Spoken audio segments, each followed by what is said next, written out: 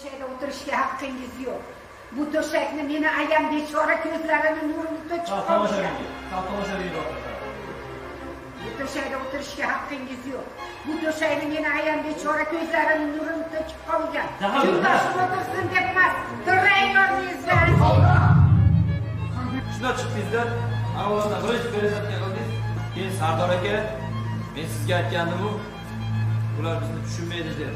Deb shuni kimdir gapirdi, kimdir to'xtatadi sizni, to'xtatgan payt, bolalar meni hamma narsam bor edi. O'zim uyim bor edi, joyim bor edi, katta millioner edim. Agar mana bir hamjihat bo'lib yashaganimizda ana shu uyam sizlarga qolardi deb, tipa g'ururli ayol sifatida. Har bir insonni o'zini go'zal bir bolalik xotiralari bo'ladi. Bolaligidagi yorqinlik bo'ladi, esda qoladigan paytlari bo'ladi. Bolaligingiz ko'z oldingizga kelganida, bolaligingizni bir o'y bilan xotirlaganingizda qaysi kunlaringiz, necha yoshlaringiz sizga eng yuragingizda qolgan paytlar? Bilasizmi, men o'zi Andijon viloyati Jalakol tumanida tug'ilganman, bir qishloq. Go'zal qishloqda tug'ilganman. Haligacha borsam, o'shadan kelgim kelmaydi. Baribir kindik qonish to'kilgan joy boshqacha tuyuladi. Bir kun qolmaslikka harakat qilaman. Qoldimni kelgim kelmay qoladi. Shunaqa yaxshi ko'raman tug'ilgan joyimni. Bolalik davrlarim asosan yor qishloqda o'tgan. Go'zal qishloq, juda ham manzarali. Yonlarda dam olish zonalari bor, Arlyanur, Neftyanlik lagerlarimiz bor edi. Maktab vaqtida maktab bilan birga tog'da ekskursiyaga chiqardik. Shu davrlarda eslayman. Keyin maktabda o'qib yurgan vaqtlarimda shu san'atga qiziqqan davrim, endi qo'shiqni juda ham jon dilimdan sevgan vaqtim. Masalan, haligi nima deydi, dalada mehnatkashlarimiz borib kechqurunda qaytishadi, tog'orani qo'yib olib, chalib turib ashula aytardik. Shular eshitsin deb. Shu davrlarim esimga keladi. Keyin konkurslarga qatnagan vaqtlarim, Toshkentlarga borganman. 8-sinfda bitirar vaqtimizda Marhabo talantlar degan festival bo'lardi vaqtda. 1974-yil. Anaqa konkursdan tashqari estafeta topshiriladi, biz Xorazmga topshirganmiz. Shunda 4 ta qiz qo'shiq kuylaganmiz, Xorazm malikasi deb. Shu davrlarim esimga keladi. Undan tashqari yakkaxon ashulachilar konkursiga qatnashganmiz. U yerda juri a'zolar, rahmatli Mukarrama Turg'unboyevalar, Tamaraxonlar qabul qilgan. Shularni eslayman. San'at ostonasiga nima olib keldi o'zi sizni? Shu san'atni ishga olib keldi. Asosan qo'shiqni yaxshi ko'rardim. Shu qo'shiq kuylab sahnaga chiqib, men ham haligi boshqa katta san'atkorlardek qo'shiq kuylasam sahnalarda derdim. Mana Xudoga shukr, niyatimga yetdim. Necha yoshingizda birinchi sahnaga chiqdingiz? Birinchi sahnaga chiqqanim shu 7-sinfda yakkaxon ashulachilar konkursida Bahor konsert zalida chiqib, ikkita qiz o'rtog'im bilan birgalikda qo'shiq aytganmiz. Shunda bilasizmi, nechinchi yil desam, 72-yillar bo'lsa kerak. Maktabda qanaqa o'qigansiz, Maldapa? Maktabda bilasizmi, ko'proq shu adabiyotga qiziqqanman, adabiyotga. Endi ja a'lochiman demayman, o'rtamiyoni o'qiganman. O'qituvchilarim oldida uyalib qolmay. To'g'risida o'rtamiyoni o'qiganman. Juda a'lochi o'qigan emasman. Adabiyotga qiziqqanman ko'proq. Endi bolalikdan o'smirlikka o'tamiz. O'smirlik payti hayotni hal qiladigan davrda, chunki kasb tanlaysiz, kasb tanlashda xato qilmaslik kerak. Chunki o'zingiz yaxshi ko'rgan kasbda albatta ketish kerak deb o'ylayman, inson. Ana shu san'atga kirib kelishingizdan avval ta'lim olgan jarayonlaringiz haqida ham gapir. Keyin dadam rahmatli Hoji dadam muzikani uchilishiga olib kelib topshirgan. U vaqtda Nazarxonov direktor edi uchilishida. Sevara Nazarxonov dadasi Anvar Nazarxonov direktor edi uchilishida. Meniki prikazim chiqqanda Xudoga shukr, endi o'qishga qabul qilindi, shunda xursand bo'lganman.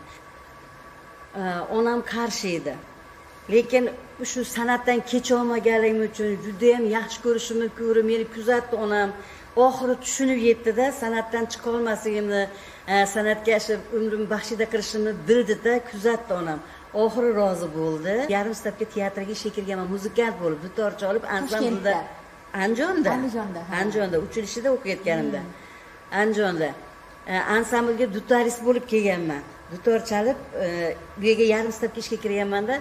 Keyin bir kuni tumanga konsertga bordik-da, endi ustozlarim O'zbekiston xalq artisti Azizaxonim Aminova, O'zbekiston xalq artisti Nuriddin Hamroqulov, Alloh rahmat qilsin, ikkalasining ham joylari jannatdan bo'lsin. Bular konsertga borganda ashulachi qizlar, ovozli qizlar yugurib qoldi. Nima bo'libdir kelmadi-da. Keyin meni endi ashulachiligimni sheriklarim biladi-da, ashula aytadi, chiq deydi. Biz nechovi masalan repetitsiyasi chiqib ketdi meni. Ikki dona qo'shiq aytdim haligi yerda. Nuriddin aka bilan Azizopam shunday eshitay kelganda quloq solib mashina qarab tursa, yana qarshi cholish kutishib oldi, chiqqandan keyin bu yoqqa kelgin sen dedi. Shundan keyin bu yoqqa kelgin deb bordim oldiga, borsam, "Sen siz qo'shiq aytasizda, men qo'shiq aytaman" dedi. "Nimaga aytmadingiz?" desa, "Menga mumkin emas Nuriddin aka, o'zbekcha aytishmay bir diplom olaman, operning ichki ovozda qo'shiqlarim bor. Bu ertaman gaplashamiz" dedi. Keyin konsertdan kelgandan keyin keldik, ertaman ishga keldik. Bu yoqqa kelganda Toshxo'ja Xo'jayev deb dirijorimiz bor edi. Bu yerda bosh dirijor edi. Keyin Toshxo'ja aka dedi, "Bu qizimiz ashula aytar ekan" dedi. "Ha, ashula aytadi, qizim ashulachi, lekin bu yil operni diplom oladi" dedi. "Nimaga aytmaysiz? Hali odam yo'q quvordida. Nimaga aytmasin? Men gerayini istayapman, ovozli gerayini. Men olib beraman kerak bo'lsa o'sha diplomni" desa, o'sha o'qituvchimga qattiq gapirdi-da, "Nimaga aytmaysiz? Chunki ovozli qizlar yo'q. Bu yerda shu ovozli qizlar yo'q, gerayinlar asosan bosh qahramonlarda o'ynagan qizlar yo'q bo'lganda, qaysilarga mendan keyin Nuriddin aka o'rnidan turib, bu ovozli qizimiz bor" deganda bo'linglar, tayyorlaydi. U vaqtda yaxshi ekan, komissiyalarimiz 3 kun turardi gastinsada. Ketib qolmas edi, kutishar edi. Shu Andijon gastinsasida 3 kun yotishganda bizga 3 kun anaqa qo'yib bergan, tayyorlaysiz deb turib. Keyin shu yerda rejissorimiz bir kun tayyorlaganda ikkitasiga nima qilmagan, to'g'risi. Hali o'g'ringa hali qizni sindirib qo'ymayin deb turib, bitta qizni sindirib qo'ymay deb turib, bir kun ko'rganda keyin ko'rmagan, 3-chi kuni kelib ko'rsa.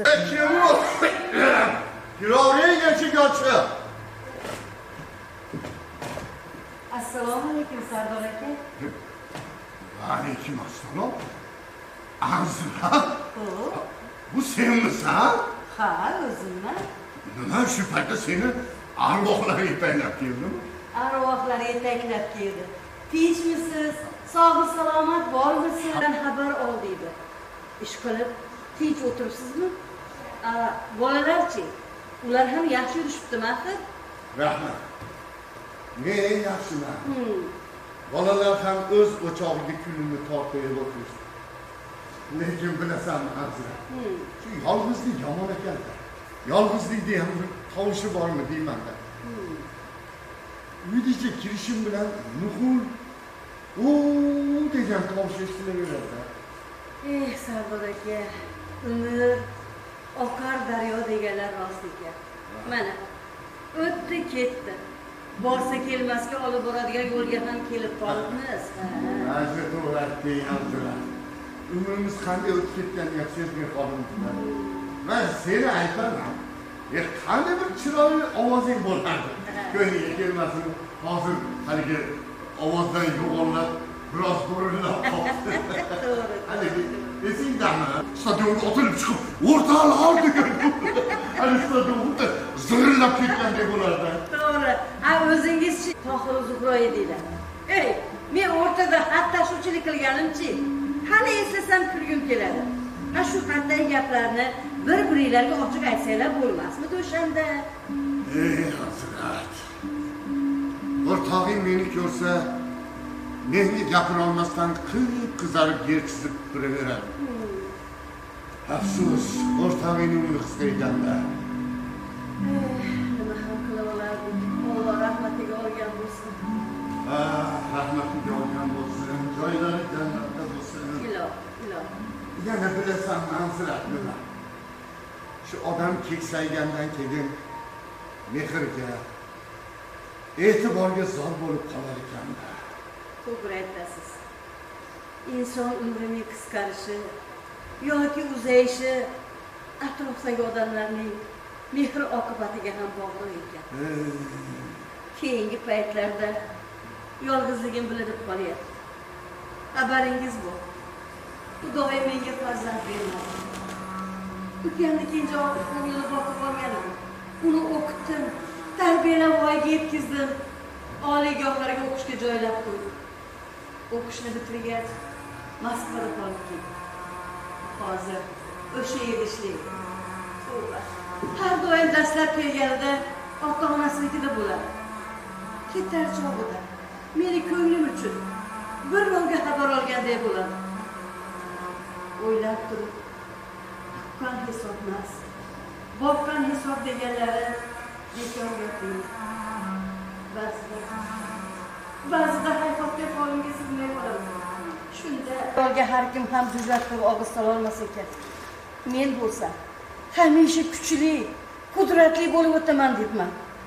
Bu yoqda umrning hazorrezlik payti borligi hayolimga ham kelmagan ekan o'shanda. Labbay Sardor aka, bir nima demoqchimidingiz? Haligi nima aytding? Ha, menga tek. Ha, bu nima deganingiz? Axir eshtar quloq nima dedi? Kechagina xotira bilan dugona edi. Endi bo'lsa,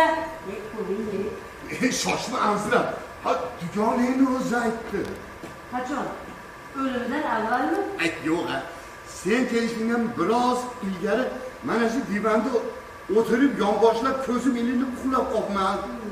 Dugonang tushimga kirib, Anziratga ayting, sizdan xabar olsin, bolalarning boshini sinasin, unga ham tayinlab aytib qo'yganman dedi. Sardor aka, men sizdan xijolat bo'lganimda tushimda qolganini aytolmayotgandim. Rahmatli dugonam meni tushimda ham shu gaplarni takrorlagan edi. Demak oramizda ruhlar, arvohlar Anzira,